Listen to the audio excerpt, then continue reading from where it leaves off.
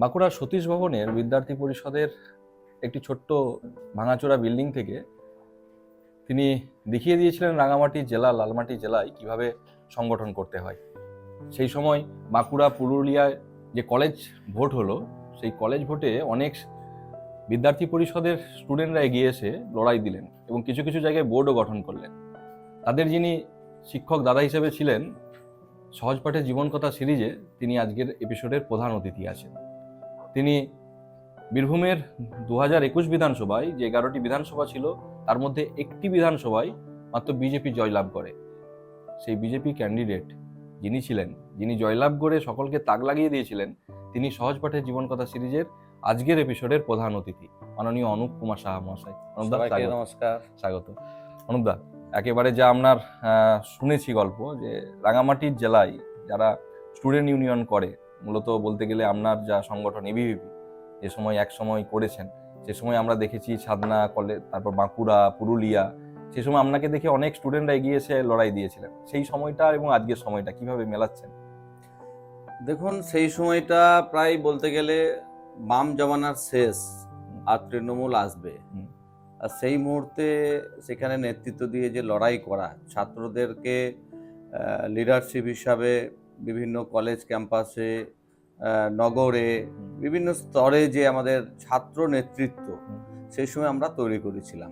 এবং বোলপুর, শুধু বলবো না, আমাদের বোলপুরের যখন আমি আসতাম তখনও, এবং এর বাইরে পশ্চিমবঙ্গের সমস্ত জায়গাতে ছাত্র নেতা হিসাবে আমি কাজ করেছি। এবং প্রায় দীর্ঘ 2004 সাল থেকে 2020 সাল পর্যন্ত ছাত্র সমাজের সাথে, বিশেষ করে শিক্ষা ক্ষেত্রে কিভাবে আমরা অগ্রগতি করতে পারি, এই ধরনের যে কাজ, সেই কাজের আমরা লিডারশিপ আমরা প্রত্যেক জায়গায় দিয়েছি এবং আমরা ছাত্র নেতৃত্ব তৈরি করেছিলাম। দাদা, 5 বছর বিধায়ক হিসেবে প্রায় থাকা হয়ে গেল বীরভূমে। 5 বছর আসার পর কোনো মনে হচ্ছে এখনো কোনো কাজ অপূর্ণ রয়ে গেল যেটা করতে পারতেন?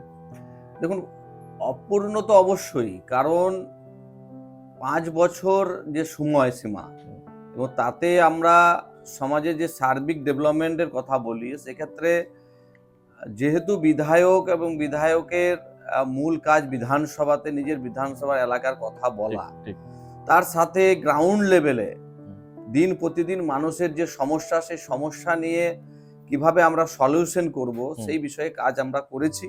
এবং বিগত যতজন বিধায়ক ছিল এখনো পর্যন্ত, আমার মনে হয়, আমি বলাটা ভুল হবে, সাধারণ মানুষের কাছে গেলেও আপনারা সেই সার্ভেটাই পাবেন যে তাদের যে রেকর্ড, সেই রেকর্ড আমরা ভেঙেছি।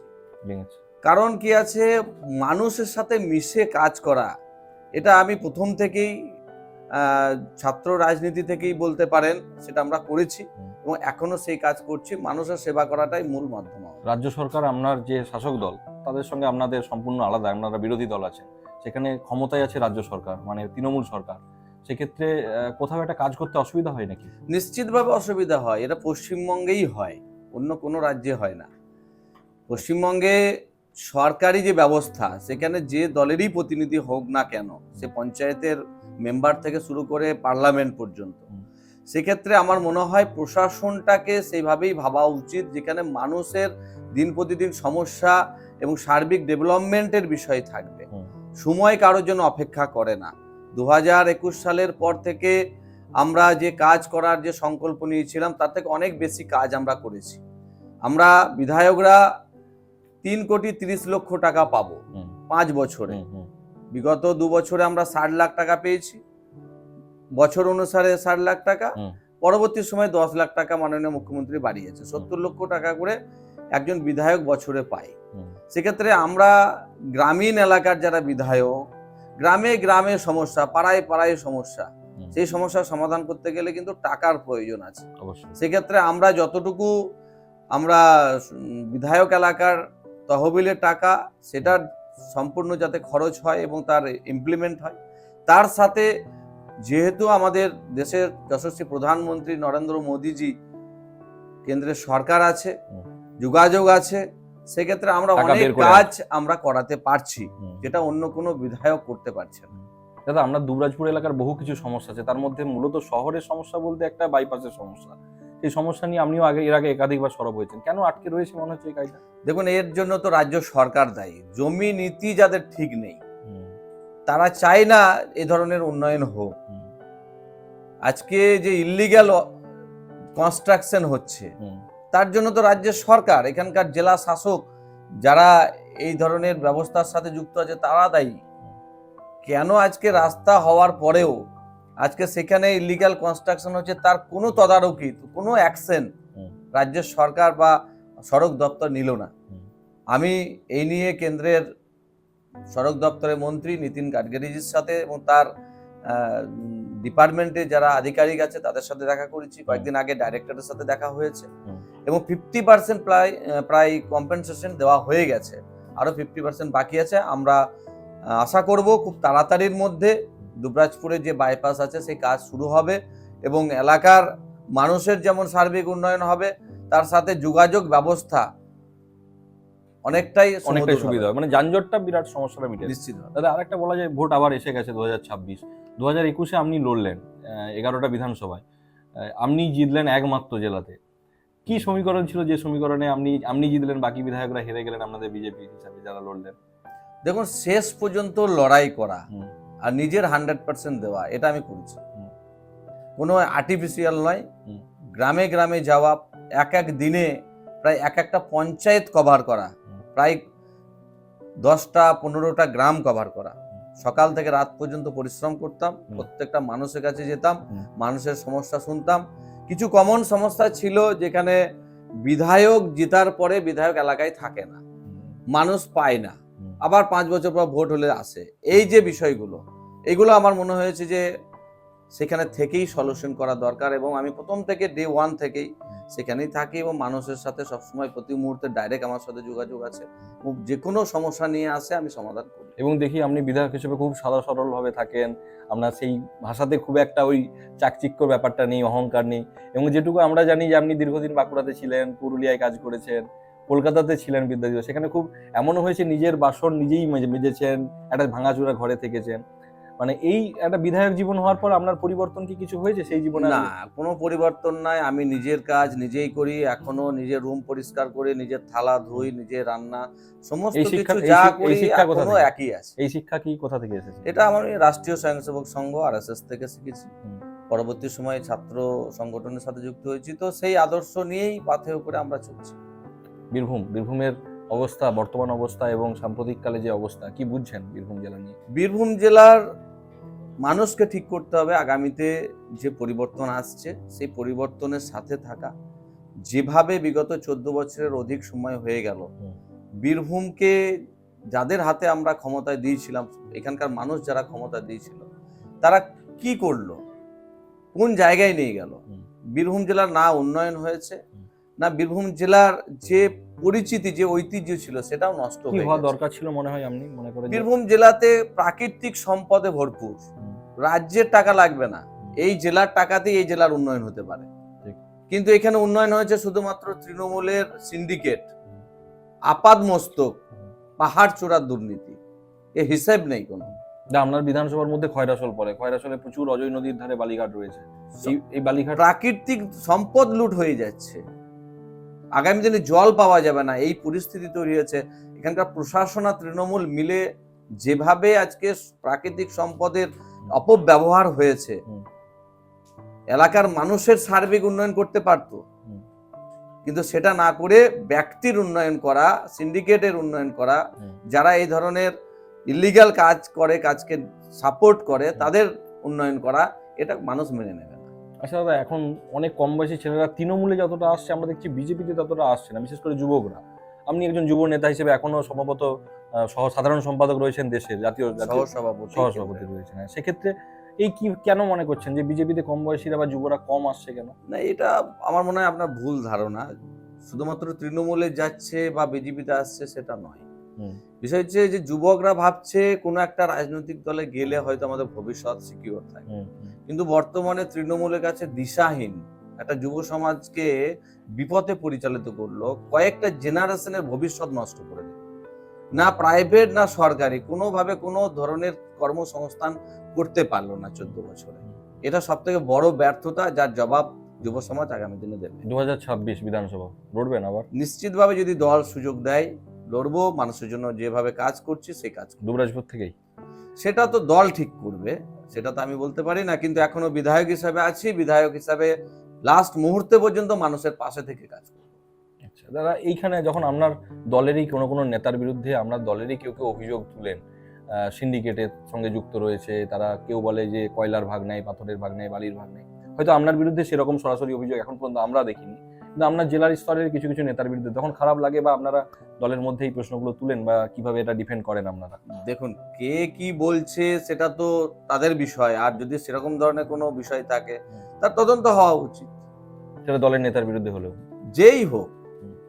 যদি কোনো ধরনের এ ধরনের ঘটনার যদি উল্লেখ হয় তো সেটা নিয়ে তো তথ্য প্রমাণ দিয়ে তার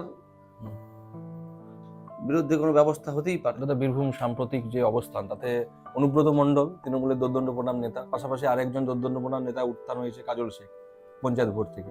এই যে কেষ্ট কাজলের দ্বন্দ্ব সকলে মিডিয়ার সামনে, আমাদের সামনে এসছে, জনসমাজে এসছে, এই দ্বন্দ্বটা কতটা মনে করেন যে সত্যি এই দ্বন্দ্বটা রয়েছে?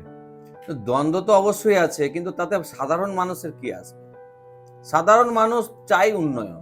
সাধারণ মানুষ যাদের বাড়ি নেই, রাস্তাঘাট নেই, পানীয় জল নেই, শিক্ষা নেই, কাজ নেই, তারা গোষ্ঠীদ্বন্দ্ব, তাদের নেতাদের কি আসলো গেল, কে থাকলো কে থাকলো না, কে সভাপতি তৃণমূল তো ছিল। দাবি করে যে অনুব্রত মণ্ডলের আমলেই জেলার উন্নয়ন হয়েছে, রাস্তাঘাট হয়েছে সব। যদি তাই হয় তাহলে গোষ্ঠীদ্বন্দ্ব কেন হবে? তৃণমূল ভেঙেও তো লোক বিজেপিতে জয়েন করছে, কেন করছে? মানুষ কেন ক্ষোভ দেখাচ্ছে? নিজের দলের মধ্যেই ক্ষোভ তৈরি হচ্ছে, কেন হচ্ছে? কারণ তারা উন্নয়ন শুধুমাত্র কিছু ব্যক্তির করেছে, তৃণমূল কর্মীদেরও করেনি। তৃণমূলও যারা করছে ঝান্ডা ধরে, সে সাধারণ তৃণমূল কর্মীদেরও উন্নয়ন হয়নি, এবং যারা তৃণমূলটা নিয়ে এসেছিল সেই নেতৃত্ব কিন্তু এখন তৃণমূলে নেই।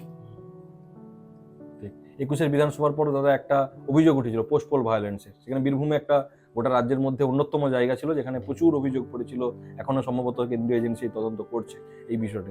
আপনার এলাকাতেও হয়েছিল, কিন্তু দলেরই কর্মী কেউ অভিযোগ করেন যে অনেক নেতৃত্বকে সে সময় পাশে পাননি তারা।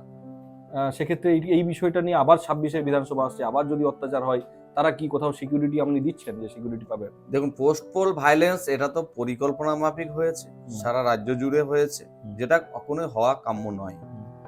কিন্তু আজকে বীরভূম জেলার এই যে ঘটনা, এই ঘটনা যতদিন আমরা বেঁচে থাকবো নিশ্চিতভাবে আমাদের মনেও থাকবে, এবং আমরা এই ধরনের ঘটনার যারা আজকে যুক্ত হয়েছে, আপনারাও জানেন যে বিভিন্ন যে কমিশন আছে সেই কমিশনেও তার অভিযোগ হয়েছে, এবং লাস্ট আমাদের সদাইপুরেও সুপ্রিম কোর্টের যে রায় দিয়েছে সেখানে অ্যারেস্ট করার বিষয়েও তারা পদক্ষেপ নিয়েছে। এটা থেকেই প্রমাণ হয় যে রাজ্যের প্রশাসন, পুলিশ প্রশাসন, রাজ্যের সরকার সম্পূর্ণভাবে ব্যর্থ হয়েছে এই হিংসাটাকে আটকাতে।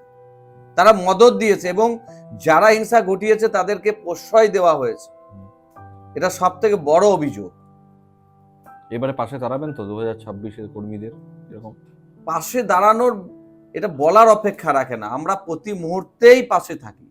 আমি নিজেও একজন কার্যকর্তা, নিজেও একজন কর্মী, অতএব কর্মী হিসেবে একজন কর্মীর পাশে থাকাটা আমাদের প্রথম প্রায়োরিটি।